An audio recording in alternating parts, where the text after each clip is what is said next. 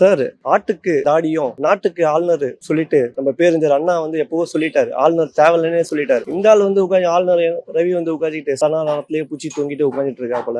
அவர் தேவையில்லை சார். அவர் நம்ம நாட்டுக்கே அன்ஃபிட் ஃபார். அவர்லாம் எப்படி ஐபிஎஸ் படிச்சாருன்றதே தெரியல. தமிழ்நாடு கவர்மெண்ட்டுக்கு தான் ஆப்போசிட் அவர் வந்ததுலேருந்து அப்படிதான் வேலை செஞ்சுட்டு இருக்காரு. அப்படிப்பட்ட கவர்னர் நம்ம தமிழ்நாட்டுக்கு அவர் தேவையே கிடையாது. இப்போ உச்சநீதிமன்றத்தில் ஒரு தீர்ப்பு வந்திருக்கு. அதே அவருக்கு பெரிய செருப்படி பட்டமாயி நம்ம அப்படிப்பட்ட கவர்னர் நமக்கு தேவையே கிடையாது. ஆக்சுவலா கவர்னர்னா சும்மா ஒரு டம்மி போஸ்ட். அவரு இது பண்ணிட்டு நீட்டுக்கு எதிராக இது பண்ணிட்டு இருக்காரு, தடை பண்ணிட்டு இருக்காரு. இந்த ரம்மிக்கு தேவையில்லாத கையெழுத்து போட மாட்டேங்காரு. அவர் இங்க தமிழ்நாட்டுக்கு ஆக்சுவலா அவர் தேவையே கிடையாது. கவர்னரா இருந்துக்கிட்டு அவனிக்கிற நீட்டு மாணவர்களுடைய பிரச்சனை, பல்கலைக்கழக வேந்தருடைய பிரச்சனைகளுக்கெல்லாம் மசோதாவை கவர்னருக்கு தீர்மானம் போட்டு அனுப்புறாங்க. 10 மசோதாவை கவர்னர் கையெழுத்து போடாத தாமதப்படுத்தி வருஷ கணக்குல வச்சுக்கிறாரு. நாட்டு மக்களால் தேர்ந்தெடுக்கப்பட்ட ஒரு முதலமைச்சர் நாட்டு மக்களுக்கு செய்ய முடியாத ஒரு சூழ்நிலை வருது. அவர் எவ்வளோ ஒரு பக்கம் ஒன்றிய அரசு நிதியை குறைக்குது. அவர் தமிழ்நாட்டு மக்களுக்கு பல்வேறு நிதியை குறைஞ்சாலும் அதை மேம்படுத்தி நாட்டு மக்களுக்கு பல்வேறு கொடுத்த வாக்குறுதியெல்லாம் நிறைவேற்றி நிற்கிறார். பெண்களுக்கு முக்கியமா பெண்களுக்கு நிறைய காரியங்களை செய்கிறாரு. அதனால கவர்னர்